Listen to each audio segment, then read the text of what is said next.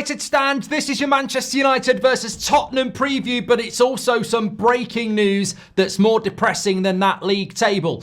Manchester United will not be signing Victor Gyökeres in the summer transfer window, according to The Athletic and Laurie Whitwell. It is considered unlikely that Gyökeres follows Amorim to Old Trafford, reports The Athletic and Laurie Whitwell. The Swedish international wants to join a Champions League club, and whilst that is still possible for Manchester United through the Europa League, it is expected that there'll be more appealing propositions for Gyökeres in the bidding. Also, United would be reluctant to commit that type of money to a player who will turn 27 in June. The club's strategy is to invest in younger signings. Sesko has been mentioned, and so has Liam Delap at Ipswich. So look, is this just more reality that's starting to come out? In the same article that mentions this from Laurie Whitwell, it also mentions Manchester United's PSR. It also mentions FFP. It also mentions that Man United owe £319 million in transfer fee instalments for players that are already here. Look, I think it's a depressant. I think it's a confusion. But I think it's a reality. On the one hand, we're being linked with £70 million centre-backs and wingers. And on the other hand, we can't pay £58 million for a 27-year-old, which I've got to say straight away, like, Gyökeres literally is the best striker in the world for Ruben Amorim and his system because he's played it.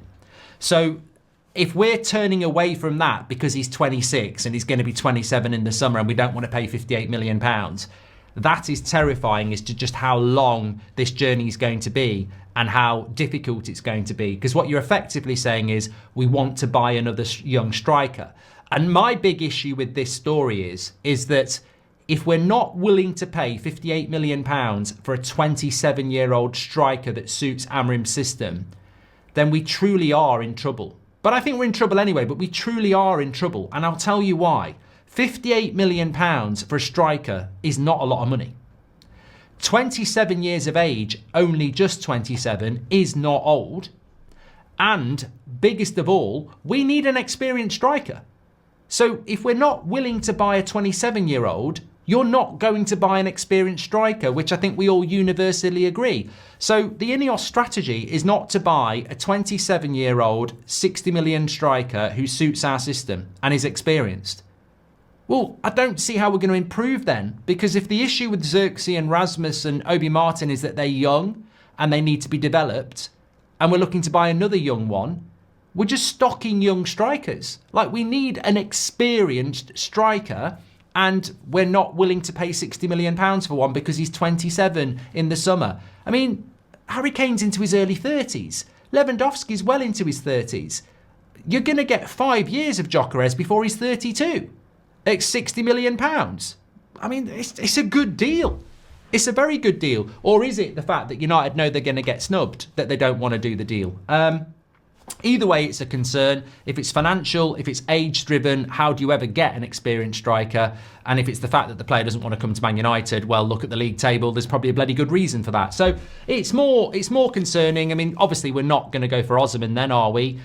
Names that are being mentioned, like Sesko. I mean, look, United have admired Sesko for a while. I'm not going to say he's a bad striker. I think Arsenal were looking at him as well. Again, I think Sesko is probably going to be targeted by better clubs than Manchester United. So I'm not actually convinced that we'd end up with him. Liam Delap. I mean, Liam Delap just sort of hits me as cheap and young. And Ipswich will get relegated. So, what's next? Jonathan David because he's free. I read this, and it might be very unfair, but I read this, and I'll be very interested to read the comments. I look at this, and I go, Man United suits the system really well and is reasonably priced. He looks really, really good for United. And Amorim would obviously really, really like him. And he's older than Rasmus, and he's older than Xerxes, so this would work really, really well. And it looks to me like United have gone, yeah. I mean, that's incredible to me that we would try and push that out there, that we want to go for Liam Delap, who, whilst he's done well at Ipswich, is about to get relegated and has never played for a big club before. And on the morning show, they're absolutely correct. Ineos' strategy publicly seems to be that they want to buy lots of young players. That's not going to work. Like we have got to bring some experience in. Like there has to be some players around 25, 26, 27 that come in, because we do need some people that are actually in their prime instead of everybody being in their development years.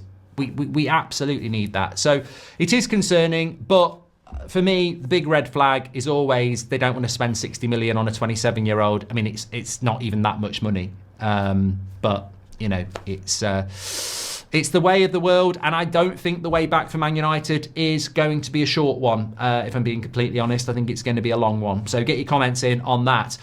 Let's talk about the Spurs game, because we are here to preview that as well. Manchester United against Spurs on Sunday afternoon, away from home. Yeah, I mean, look, I can't really hype this. I mean, look, question for you: give me your combined 11s. Spurs and Man United at full strength. What's your combined 11s for the two? I'll give you mine in a minute. Spurs' home record is 14th in the league. They've won 4, drawn 2 and lost 6. Our away record is 13th in the league. We've won 3, drawn 4 and lost 4. As you can see there, it's 14th against 13th. A win, I don't think a win even puts us into the top half of the table. I'm not actually confirming that. So we've got 29 points. We'd go to 32 points, which would put us, still in the bottom half. But I'm starting to look at the league table now and go, as long as it's not possible for us to go down, which I don't think it is. I don't think Leicester are going to make 12 points on us. I don't get what the league's all about, other than competitive pre-season, which is what we've said before. It's depressing. It really is. I just look forward to the cup games a lot more now. Having said that, it is a competitive game. It is an opportunity where you've got to lift yourself up and go, look, we still got the Europa League to try and win. We've still got the FA Cup to try and win. We've got to get European football. If the financial situation is bleak now, it'll be even worse if we don't have European football. So we need to do well in the cups, and we're not doing well. So a competitive game is an opportunity to develop, learn and get better. And I think that this is the team I would certainly be going with. And I would be surprised if Amrin made many changes to that, if I'm being honest. You've got to get Dorgu on the left, put Delo on the right.